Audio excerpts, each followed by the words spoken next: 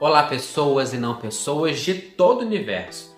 Eu sou Gabriel San e sejam todos muito bem-vindos ao meu canal. Se você ainda não é inscrito no meu canal, faz o favor de se inscrever agora, ativa as notificações, deixa aquele like, comenta o que você achou desse vídeo, o que você achou dos outros vídeos, comenta o que você quiser.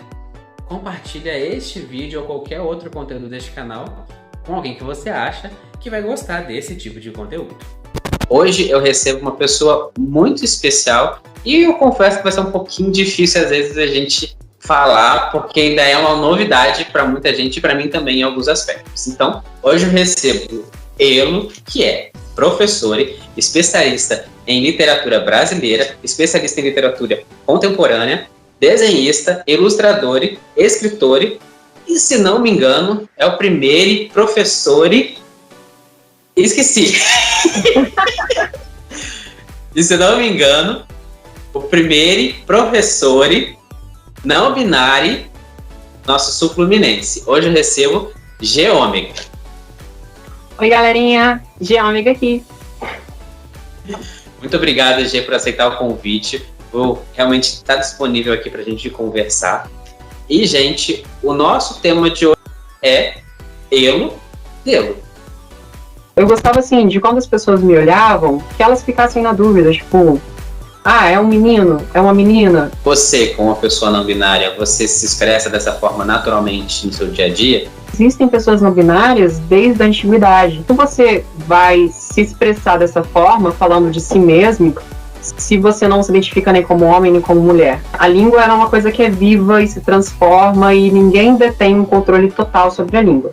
Essa questão do X, ela ainda existe na questão do gênero neutro aqui no Brasil? Ou era uma coisa americana? Como é que isso é trabalhado?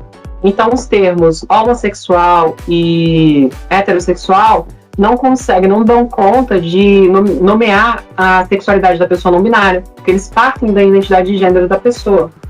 Teve momentos de rejeição, teve momentos de achar que tudo aquilo estava errado, de que não poderia ser daquela forma, de querer me mudar. Isso sim deve ser ensinado nas escolas. As pessoas têm que aprender a ter respeito com o modo de falar de todas as pessoas. As pessoas invalidam a nossa identidade assim o tempo todo. Cadê o professor, a professora dessa turma? Sou eu. Sorry. Esqueci.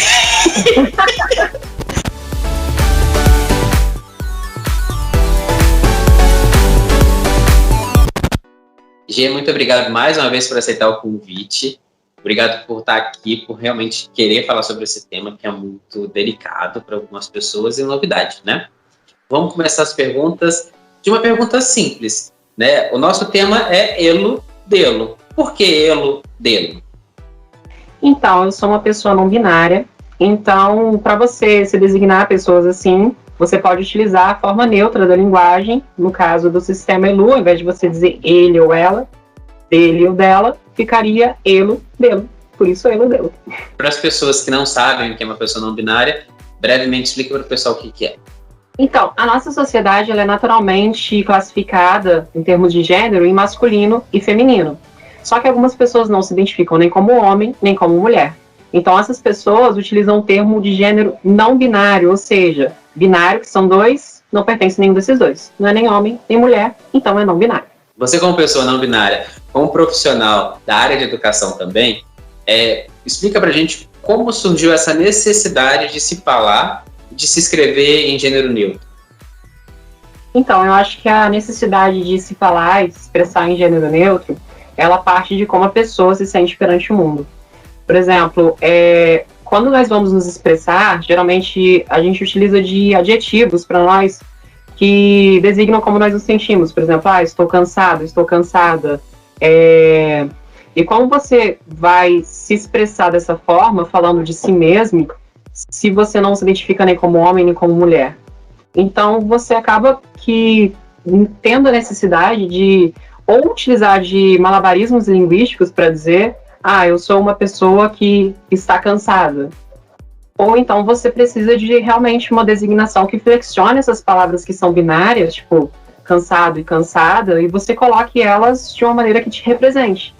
Então, acho que pela necessidade, acho que a principal demanda para a utilização de uma linguagem neutra ela vai muito além, por exemplo, dos coletivos, né? Quando você diz todos, você está se referindo a todos os gêneros, né? Seja masculino, seja feminino. Quando a gente diz todos, você não sabe se tem somente homens, ou se tem homens e mulheres.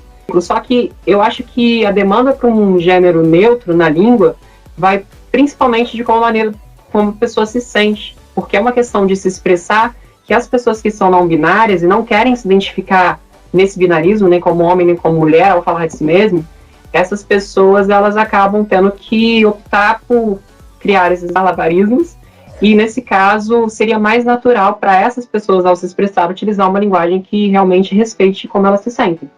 Você, como uma pessoa não binária, você se expressa dessa forma naturalmente no seu dia a dia? Eu estou cansado de... Às vezes sim, tipo, o que acontece? Acho que isso foi um pouco da minha vivência. Até eu conseguir me descobrir, me entender como uma pessoa não binária, eu passei um longo período da minha vida tentando me entender, tentando me encontrar, até mesmo porque eu não tinha o conhecimento de que existiam pessoas não binárias, etc. E eu não gostava, eu gostava assim, de quando as pessoas me olhavam, que elas ficassem na dúvida, tipo, é um menino, é uma menina. E eu não gostava de ser classificada em nenhuma desses dois pontos, desses dois extremos. Então eu utilizava exatamente desse malabarismo linguístico, né, de sempre quando me referir a mim mesma, de utilizar uma maneira de dizer que não designasse o gênero. Só que até então eu não tinha conhecimento da linguagem neutra, né, isso, em termos da minha descoberta, era uma coisa que ainda não era muito utilizada também, talvez nem existisse nessa época.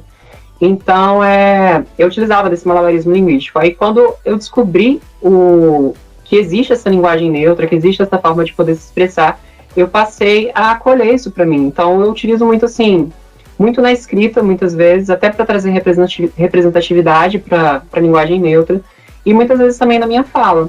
Só que como eu sou uma pessoa que estou bem próxima do feminino, e me designar, e assim, na maneira de falar, utilizando o gênero feminino, para mim não é um problema, então eu acabo alternando. No meu dia a dia, ou eu refiro a mim como ela, ou eu refiro a mim como ela. Assim, é uma coisa que acho que depende um pouco do meu humor, depende um pouco de quem é a pessoa com quem eu estou falando, porque se eu chegar para uma pessoa e falar assim, eu estou cansada, ela vai, hã? Ela não vai me compreender porque ela não tem conhecimento. Então, às vezes, até para assim, é uma coisa tão assim que eu não vou ter tempo de explicar para essa pessoa, aí eu opto por falar no feminino. Quando você decidiu fazer letras, era justamente por ter essa preocupação em aprender mais sobre isso, ou não tem nada a ver uma coisa com a outra? Não necessariamente tem a ver uma coisa com a outra. Assim, eu escrevo já há muito tempo. Eu crio histórias, assim, personagens, escrevia poesia. E quando eu fui fazer uma faculdade, eu acabei chegando no curso de letras por causa disso, por causa da área de literatura. Acho que o que me fisgou para letras foi a parte de literatura. Só que foi uma grande descoberta, porque quando eu entrei na faculdade eu não me via como professora, nunca imaginei que eu ia dar aula e etc. Nunca imaginei, assim, me especializando na parte de língua portuguesa mesmo. Eu fui mais pela parte de literatura. E a faculdade foi uma descoberta em relação a tudo isso, pelo fato de eu ser uma pessoa não binária e utilizar a linguagem neutra e ser, assim, uma defensora da linguagem neutra. O fato de eu ter essa formação em letras, de eu ter estudado linguística, isso me fez muito bem. Muitas pessoas condenam, fazem chacota da linguagem neutra, etc. E quando você para observar isso linguisticamente, você vê que não é nada disso que as pessoas estão falando, que isso tem legitimidade, que isso é realmente utilizado, que é uma coisa válida. Essa parte dos pronomes que você disse, do ela, do dele, hoje eles são obrigatórios? Como é que isso é definido na língua portuguesa? Quando a gente fala de língua portuguesa, a gente tem que pensar no seguinte: a língua é uma coisa que é viva e se transforma e ninguém detém um controle total sobre a língua. O que nós temos é uma coisa chamada de gramática normativa e vocabulário oficial da língua portuguesa, que as pessoas chamam de VOC. Dentro da gramática normativa e dentro do vocabulário oficial da língua portuguesa, é privilegiado um registro linguístico, ou seja, uma forma de falar que as pessoas chamam de ou linguagem padrão ou linguagem culta, formal. Dentro da linguagem culta não existe linguagem neutra. Por exemplo, isso não é considerado oficialmente. Por exemplo, para você incluir a linguagem neutra no vocabulário oficial da língua portuguesa, na gramática normativa, você precisaria fazer um acordo ortográfico, igual foi aquele lá de 2009, que entrou em vigor em 2009, né, que ele é muito mais antigo, que envolveria todos os países lusófonos, ou seja, todos os países que falam português. Aí você tem Portugal, Brasil, Moçambique, Guiné-Bissau, ou seja, é um processo muito longo e muito demorado e só vai acontecer, e se acontecer, daqui a um longo tempo. Porque na língua as coisas acontecem assim. Tudo que se transforma, tudo que se modifica na língua começa pelo uso. Então, por exemplo, hoje você tem comunidades de pessoas não binárias, no grupo LGBTQIAP+, que utilizam a linguagem neutra. Se isso continuar sendo utilizado, por exemplo, isso já aparece na mídia, pessoas que não pertencem a nenhuma dessas siglas, já utilizam por forma de respeito, por forma de querer incluir as pessoas. Se isso continuar sendo utilizado e ser mais amplo, isso pode sim ser considerado oficial, isso pode sim ser levado a ser incluído de uma maneira oficial nessa gramática normativa. Então, quando a gente fala de linguagem neutra na língua portuguesa, ela não é uma regra oficial, não pertence à gramática normativa, mas ela é um dialeto. E como dialeto, ela é utilizada pelas pessoas e ela é legítima. Então, ela deve sim ser respeitada, deve sim ser, inclusive, estudada. Por exemplo, a prova do Enem de 2018, apareceu uma questão sobre o dialeto pajubá, que é um dialeto utilizado por pessoas LGBTQIA+. E isso apareceu no Enem, mas isso não apareceu assim, as pessoas não são obrigadas a falar o pajubá, as pessoas não são obrigadas a conhecer o pajubá, mas as pessoas são obrigadas a saber que existem dialetos e eles devem ser respeitados. Então a linguagem neutra ela é um dialeto e ela deve sim ser respeitada. Isso sim deve ser ensinado nas escolas. As pessoas têm que aprender a ter respeito com o modo de falar de todas as pessoas. Já você disse, né, que é um dialeto, as pessoas estão falando, e me vem muito numa pergunta, né, o gênero neutro, as pessoas não binárias, elas ganharam muito mais fama, vamos dizer assim, né, nos últimos anos, principalmente nas ruas e nas redes sociais, a questão do gênero neutro em si.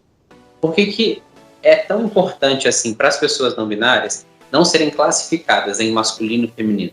Quando a gente fala de identidade de gênero, isso vai como as pessoas se sentem. As pessoas têm que ter essa liberdade de poder se expressar, de poder ter uma vivência que não seja obrigatória dentro de uma dessas caixinhas, dentro da caixinha do masculino, dentro da caixinha do feminino. E isso não vai só assim para as pessoas que são trans, não binárias, vai inclusive para pessoas cis. Existe, por exemplo, mulheres que, quando é criança, por exemplo, a menina ela gosta de brincar de carrinho, ela gosta de utilizar um tipo de roupa. Então, assim, as pessoas não devem ser obrigadas a ter um tipo de comportamento ou até um tipo de uma maneira de se identificar só porque a sociedade quer que seja dessa forma ou só porque a sociedade espera. O fato da sociedade ser binária, ou melhor, da sociedade ser majoritariamente binária, normativamente binária, não deve ser um empecilho para que as pessoas possam ser não binárias. Então, por isso é importante você sempre perguntar, por exemplo, se você vai falar com alguém, você perguntar como você gostaria de ser identificado. Tipo, você prefere ser chamado no masculino, no feminino ou no neutro? E se a pessoa dizer neutro, muitas pessoas vão ter dificuldade, como é que eu vou me referir a essa pessoa?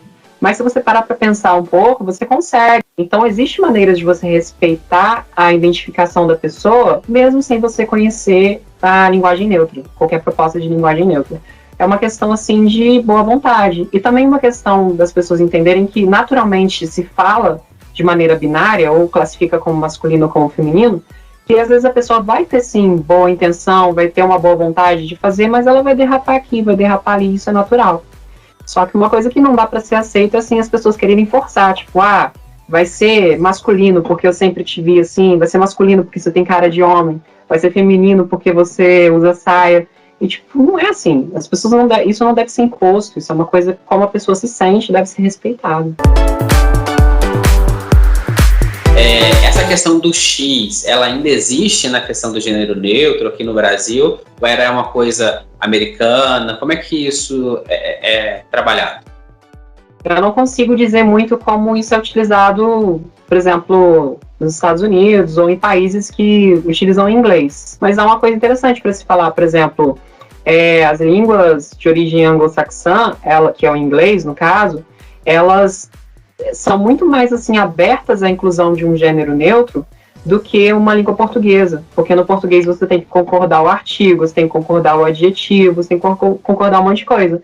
Em inglês, você só tem que mudar o pronome mesmo. Por isso, quando as pessoas falam assim de gênero neutro, as pessoas na língua falam assim, pronome neutro. Quando, na verdade, é linguagem neutra, né? Porque não se reduz ao pronome. Você tem que fazer a concordância com tudo. Lá nos Estados Unidos e países que falam inglês, é muito mais fácil. Geralmente as pessoas usam, acho que o they, não sei, para se referir como pronome neutro.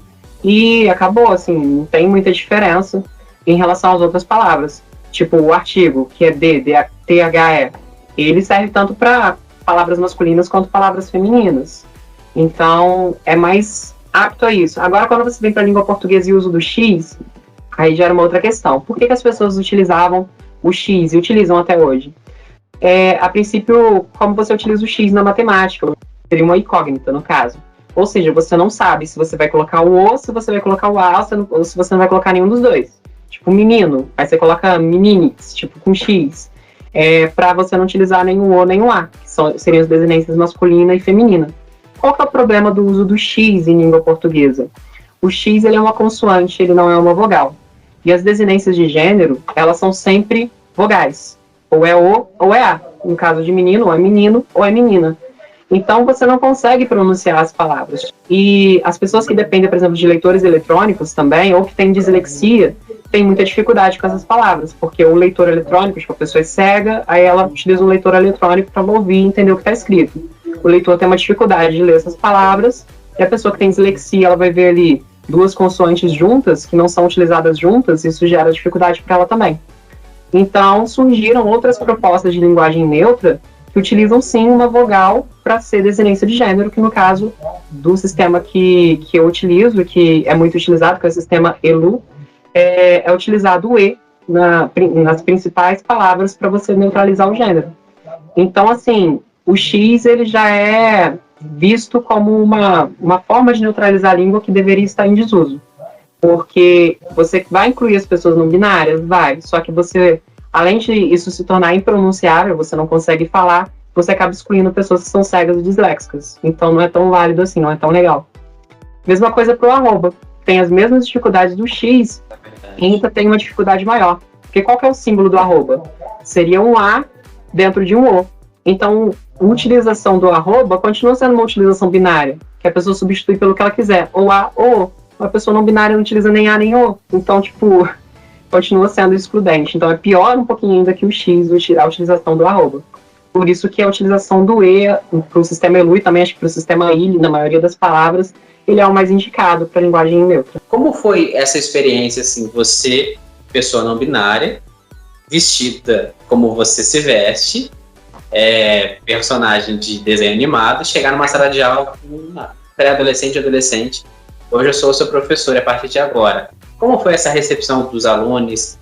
Como foi essa recepção dos pais? Você se sentiu pressionado em relação a isso? Como que aconteceu isso? Olha, eu lembro, eu entrei no estado em 2014 e a primeira turma que eu fui dar aula foi no 9º ano, lá na Vista Alegre, no CEP 493. E, tipo, 14, 15 anos, né? Isso, essa faixa etária. E a diretora me recebeu no colégio e tal. Aí ela foi me apresentar para a turma, porque a turma tinha uma professora que estava lá de contrato e essa professora estava saindo, né? Porque eu entrei como concurso.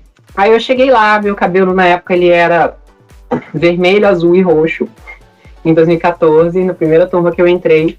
Aí a diretora chegou assim, chegou 9 professores para vocês, lógico que ela não disse dessa forma, né? Porque não tinha esse conhecimento na época.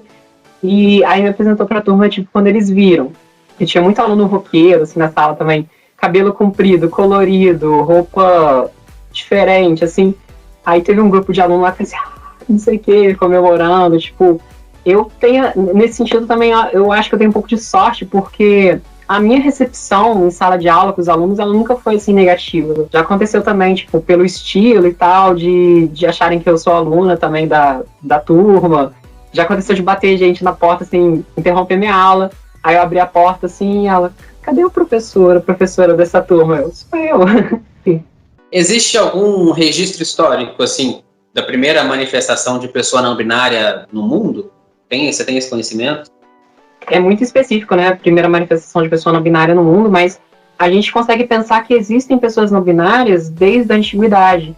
Por exemplo, se você for analisar em sociedades até que não são ocidentais, como a nossa, ou que não são de origem europeia, você tem essa identificação. Por exemplo, se você for olhar lá na Índia, tem as hijras, que são consideradas oficialmente pelo Estado como um terceiro gênero.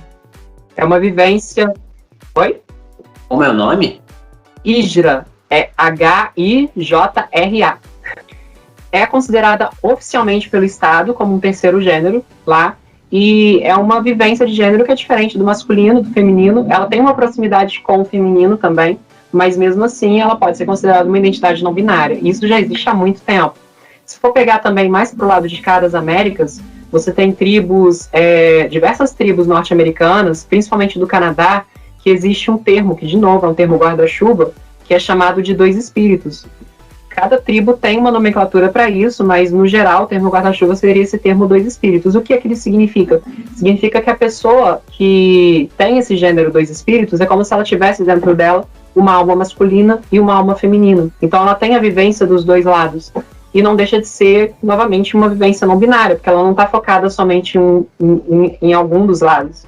Então, assim, as pessoas que dizem, isso é invenção da atualidade, isso é as pessoas querendo dificultar a nossa vida. Existe muito argumento, assim, preconceituoso e ignorante no sentido de não ser estúpido, mas no sentido de não ter conhecimento, de ignorar, de desconhecer, que são falaciosos, porque não? Na sociedade humana, desde a antiguidade, existem pessoas que não se encaixam nem como homem nem como mulher e, portanto, são pessoas consideradas não binárias. Eu vou, então, dificultar um pouquinho a nossa entrevista, mas eu acho que não vai ser tão difícil, não. Porque quando você me fala sobre essas questões de gênero, das tribos e tal, me vem muito à cabeça a ideia do andrógeno, do crossdresser e do gênero fluido. Tem a ver com a não binariedade ou são coisas completamente diferentes? Tem, não tem. Vamos pensar.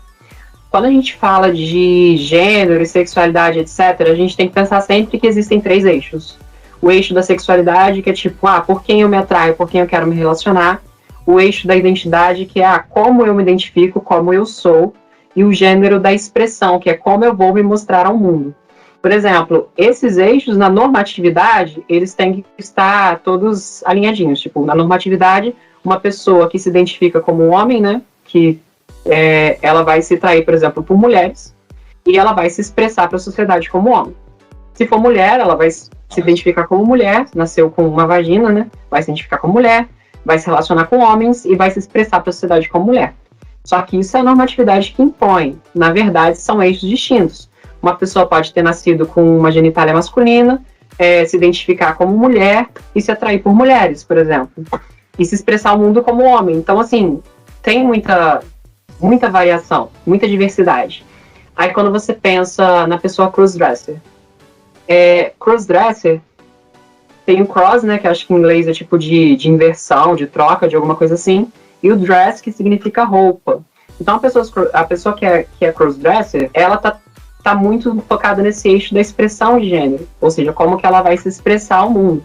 Só que também pode estar relacionada a como ela se sente. Aí, tipo, só a pessoa crossdresser vai poder dizer se ela se identifica como não binário ou se aquilo é só uma prática social para ela. O andrógeno é uma palavra que ela designa especificamente a expressão de mundo. Porque quando você fala, é uma pessoa andrógena, significa o quê? E quando você olha para ela, você vê traços masculinos, traços femininos, ou então uma vestimenta que é um pouco masculina, um pouco feminina, que você não consegue classificar exatamente qualquer um desses lados. Não é só masculino, não é só feminino, é uma coisa entre os dois. Então, ser andrógeno é uma vivência de expressão de gênero, de como você se expressa para a sociedade. Quando você chega na parte de pessoas que são gênero fluido, aí sim é exclusivamente identidade de gênero. Porque é como essa pessoa se sente. O que significa uma pessoa gênero fluido? É uma pessoa que o gênero dela, ele flui. A gente pode pensar no gênero como se fosse uma linha. Lembra aquelas retas que a gente estuda em matemática? Então, num oposto dessa reta está, por exemplo, o masculino. No outro oposto está o feminino. E a pessoa que é não binária, ela está entre essas duas retas. Tipo, eu sou uma pessoa não binária transfeminina, então eu sei que eu tô muito mais próximo do feminino do que do masculino, mas eu sei que eu não tô lá no extremo oposto do feminino. A pessoa que tem o gênero fluido, ela pode fluir dentro desse espectro de gênero. Ela pode acordar um dia e se sentir totalmente masculina, ela pode acordar outro dia e se sentir, tipo, neutra, ela pode acordar outro dia e se sentir mais feminina. Então, a pessoa que tem um gênero fluido, ela sabe que ela está transitando entre esse espectro de gênero, que ela pode estar, tipo, mais pro lado do masculino, outro dia tá mais pro lado do feminino, e que essa identidade dela, que naturalmente ela vai variar de um lado para o outro dentro do espectro do gênero não binário, ou seja, de não pertencer e não ser nada específico, nem especificamente homem, nem especificamente mulher. Ela transita entre os dois. Eu vou agora problematizar esse assunto dentro do que você me trouxe. A gente já falou sobre o gênero, sobre a expressão de gênero, e agora eu queria que falasse sobre sexualidade. Não necessariamente uma pessoa não binária, ela é homossexual, ou heterossexual, ou bissexual. Como isso se dá muito nessa realidade do não binário? Uma pessoa não binária, ela vai ter uma sexualidade que vai ser da vivência dela. Ou seja, ela pode se interessar por homens, pode se interessar por mulheres, exclusivamente, ou pelos dois, ou se interessar por pessoas que são não binárias, etc. Isso é pessoal. Só que o que diferencia, por exemplo, de pessoas cis e pessoas que são binárias, né, que são especificamente homens, especificamente mulheres, é porque você não consegue estar utilizando a nomenclatura tradicional. Quando você vai pensar na sexualidade de uma pessoa não binária, você volta novamente para aqueles 3 eixos, né? Expressão de gênero, identidade de gênero e sexualidade. Eles são independentes, então a pessoa que é não binária, ela pode se interessar exclusivamente por homens, exclusivamente por mulheres, por ambos, por pessoas que também são não binárias, etc. Pessoas de todos os gêneros. Só que quando você vai nomear essa sexualidade, que aí você vai encontrar uma coisa que você não encontra em nomenclaturas como heterossexual, bissexual, homossexual, porque essas palavras, elas são naturalmente binárias, tipo, homo é igual, hétero é diferente. Uma pessoa não binária, qual que é o gênero igual ao dela, qual que é o gênero oposto ao dela, sendo que ela está fora dos dois? Então, os termos homossexual e heterossexual não dão conta de nomear a sexualidade da pessoa não binária, porque eles partem da identidade de gênero da pessoa. Então, dependendo de qual que é a identidade, vai ser atração diferente. Então, a gente utiliza, para nomear a sexualidade das pessoas não binárias, os termos andro para homem e gine para mulher. Então, tipo, uma pessoa androssexual é uma pessoa que, independente do gênero dela, se é cis, se é trans, se é homem, se é mulher, se é não binário, essa pessoa se atrai exclusivamente por homens, e homens, assim, no sentido de expressão de gênero, pessoas que têm o estereótipo masculino. Pode ser um homem cis, pode ser um homem trans, entendeu? Pode ser uma pessoa não binária transmasculina, ou seja, que a expressão de gênero é mais voltada para o masculino. E uma pessoa ginissexual, que é o meu caso, é uma pessoa que se atrai exclusivamente por pessoas que têm esse estereótipo feminino, do gênero feminino, ou seja, mulheres cis, mulheres trans, pessoas trans femininas. E aí as outras nomenclaturas, elas sim se encaixam. Por exemplo, uma pessoa pansexual, uma pessoa não binária pode ser pansexual, se interessar por todos os gêneros. Uma pessoa não binária pode ser bissexual. E o legal é que androssexual e ginissexual vale para qualquer pessoa, independente da identidade de gênero dela. Um homem cis ou um homem trans que é heterossexual, ou seja, que se atrai por mulheres, ele pode ser chamado de ginissexual também. Ou seja, o gênero da pessoa não importa para a utilização dessas palavras. Antes da gente trocar de assunto e chegar na nossa reta final da entrevista, eu queria que você explicasse para a gente se hoje existe uma forma legal, se é realmente legal você trocar o nome para um gênero neutro, se existe o gênero neutro nos documentos oficiais. Você já trocou o nome, também você tem um gênero neutro na certidão, nos seus documentos. Como funciona isso? Existe uma forma legal disso acontecer? O que nós temos hoje, se eu não me engano, a partir de 2016, 2017, por aí, é uma portaria que permite a retificação do registro civil. O registro civil é a certidão de nascimento, uma pessoa identificada ali civilmente, como que isso é incluído de todos os outros documentos que essa pessoa vai fazer ao longo da vida. Então, é possível essa pessoa retificar esse registro civil sem utilização de nenhum recurso judicial, ou seja, de abrir nenhum tipo de processo. Ela faz isso diretamente no cartório, apresenta essa portaria, apresenta uma série de documentos, de declarações, de certidões, etc., que não é pequena, não vou enganar, mas que dá para ser feito, e lá você consegue alterar o seu nome civil, que é o seu nome, mas é somente o prenome que você pode alterar, significa que você não pode alterar sobrenome, nem ordem, nem nada disso, e consegue alterar também o gênero nesse registro civil. O que acontece? O registro civil, ele é por padrão, lá vai aparecer como sexo, e você tem duas opções, masculino ou feminino. Por padrão, você só pode mexer e escolher um dos dois. Mas se você abrir um processo, e isso já tem precedentes jurídicos, já aconteceu no Brasil, tem um caso inclusive aqui no Rio de Janeiro, só não me lembro exatamente o nome da pessoa, etc. Enfim, eu não lembro qual foi a nomenclatura que foi usada, mas eu sei que são nomenclaturas diferentes dos dois casos que eu tenho conhecimento no Brasil. Mas assim, são casos específicos, é uma coisa que está começando a acontecer agora, mas que ainda não é uma regra. Por regra, você ainda tem ali o masculino e o feminino. No meu caso, eu consegui fazer, sim, essa alteração. Estou aguardando agora para poder estar conseguindo regularizar os outros documentos, né? Porque com a certidão você vai lá e faz identidade, faz CPF, faz tudo. Mas, para quem ainda não conseguiu modificar o registro civil, tem sempre a opção do nome social, que hoje em dia você consegue incluir o nome social na identidade, você consegue incluir ele no seu CPF, inclusive. E, no caso, nos órgãos públicos, o respeito ao nome social é obrigatório. Trocando de assunto e chegando à nossa reta final da entrevista, a gente vai falar um pouquinho mais sobre essa personalidade que é Geômega. Vamos conhecer um pouco mais de quem é essa pessoa. Eu queria que você falasse pra gente como é ser uma pessoa não binária aqui na nossa cidade, na nossa região, na nossa região do Sul Fluminense. Como é isso para você? Tem preconceito? É mais natural? Você é a única pessoa assim que você consegue acompanhar ou ter conhecimento? Fala um pouquinho. Então, eu acho que eu tenho a sorte, pelo menos, de estar num espaço-tempo, né? Num espaço local que eu tô, na região, e no tempo, agora 2021, em que eu tenho contato com, assim, não é um número gigante, mas é um número legal, assim, de pessoas que se identificam como não binárias, assim, como eu. Então, assim, eu tenho amigos, tenho conhecidos, tem pessoas, assim, que...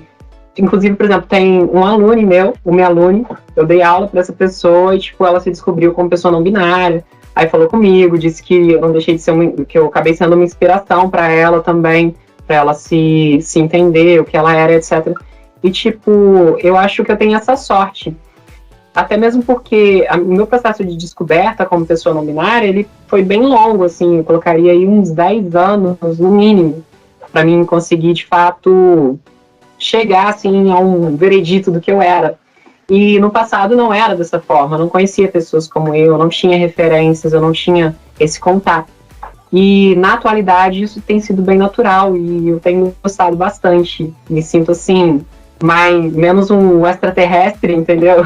E mais uma pessoa com iguais, com pessoas que são, de certa forma, parecidas comigo na minha vivência. Em relação a preconceito, eu já sofri preconceito, tipo, ultimamente, acho que talvez até pela questão da pandemia mesmo, eu tenho sofrido, assim, a questão do preconceito mais pela internet, tipo, em discussões online, esse tipo de coisa. E realmente tem muita gente preconceituosa nesse mundo. Uma das frases que a gente mais ouve, que as pessoas não binárias mais ouvem, é tipo, não binário não existe. Tipo, isso não existe, isso é invenção. As pessoas invalidam a nossa identidade assim o tempo todo. Pelo menos na internet é o que eu mais vejo. E quando, na verdade, a gente tem amparo jurídico, a gente tem amparo social, e é uma questão de se identificar, então o outro não tem o direito de dizer que você não existe. Nós existimos, sim, nós resistimos, nós estamos aqui, e por isso eu fico cada vez mais feliz de quando aparece assim, ator tal, atriz tal, se descobriu como uma pessoa não binária, igual a gente teve recentemente o caso de Demi Lovato, o caso de Elliot Page. Então, assim, você percebe que essas pessoas existem, essas pessoas estão se descobrindo também. Então, eu acredito que o futuro ele vai ser um pouco melhor do que foi o passado e do que tem sido o presente. Ainda bem que isso tem sido discutido na sociedade. Significa, assim, a partir do momento que essas coisas começam a ser discutidas, que vão haver mudanças, vão haver melhorias para essas pessoas que são assim como eu. E eu sou otimista em relação a isso. Em relação agora à sua família, né? Você como filho, né? Você nunca, quer dizer, você nem sempre foi um filho, você sempre foi outra coisa. Como foi para os seus pais nesse sentido de, opa, agora eu tenho uma pessoa diferente na minha casa? Não é meu filho, não é minha filha, o que é? Como surgiu isso para você ali? Como é que foi toda essa sua transição? Então, aí já é um pouquinho mais complicado, né? Porque as pessoas acabam sendo habituadas a ter parte da sua vida, te chamar de determinada forma, de te conhecer de determinada forma. Só que comigo não foi, acredito que não foi uma mudança abrupta, assim, do nada. Tipo, desde os meus 16 anos que eu já sei que eu sou uma pessoa diferente das outras, em termos de estilo, em termos de aparência, de se portar. E eu fui me descobrindo ao longo do tempo, e eu acho que isso deu uma amaciada, entendeu? Porque toda a minha família já sabe que eu sou aquela pessoa que é diferente. Mas, assim, é um processo, tipo, teve momentos de rejeição, teve momentos de achar que tudo aquilo estava errado, de que não poderia ser daquela forma, de querer me mudar. Eu já estive, assim, em relacionamentos, inclusive, em que a pessoa não me aceitava da maneira que eu era. Porque foi justamente no momento, assim, de transição, tipo, sempre fui dessa forma que eu era, mas eu nunca firmei o pé e falei assim, eu sou uma pessoa não binária, eu quero viver isso, eu quero fazer uma transição hormonal, etc. E isso aconteceu, tipo, no meio de um relacionamento, aí, tipo, houve a rejeição, houve problemas, assim, ocasionados por isso. Então, também houve isso dentro da família, etc. Mas um processo, tipo, a pessoa que eu me relacionava já foi embora, tipo, porque não dava, não era aquilo que serviria, não funcionava mais. Agora, dentro de casa, assim, com a minha família, é um processo, tipo, aos poucos eles estão entendendo, aos poucos eles estão aprendendo a respeitar o meu nome, aprendendo a respeitar o meu gênero, a maneira com que eu quero que se identifique a mim. E vai acontecendo, tipo, às vezes eu quero que aconteça mais rápido, mas não acontece. Às vezes eu recebo alguma surpresa positiva, tipo, eu não esperava que tal pessoa fosse me respeitar dessa forma, e acabo sendo respeitada. Então, assim, é tudo um longo processo. A gente se frustra muito com determinadas pessoas. Às vezes você vê uma atitude preconceituosa de alguém que você não esperava. Isso aconteceu, inclusive, recentemente comigo. Mas eu tento ser otimista, assim. Nem sempre dá pra ser totalmente, mas eu acredito que ao longo do tempo as coisas vão melhorando mais. Antes da gente finalizar essa entrevista, G, tem uma mensagem interessante para vocês. Então, como vocês sabem, eu sou de Ômega e eu escrevo e desenho. Sou desenhista e escritora, e vocês conseguem encontrar as minhas obras lá no meu Instagram, inclusive os livros que eu já tenho participação, que são esses daqui, vocês conseguem encontrar eles por lá. Esse aqui que é do 13º concurso de poesia da Universidade Federal São João del Rei, que é o primeiro livro que eu participei, até do meu nome antigo, se alguém tiver interesse. O livro Madre Pérola, que eu publiquei, ele é uma coletânea, então tem poemas de vários poetas aqui, e nele eu estou concorrendo a um prêmio literário, foi publicado em 2019 pela editora Andros. Esse livro de contos aqui, que é o Epifanias, que tem um conto meu também publicado pela mesma editora Andros, e o Curtos e Fantásticos, que foi o último que eu participei, né, ele foi publicado, acho que foi esse ano mesmo que ele foi publicado, o Contos Curtos de Até 1000 Palavras, e um dos meus contos está presente aqui, o Elixir, que acho que vocês vão gostar bastante. É isso. Lá vocês encontram os links para todas as minhas outras redes sociais.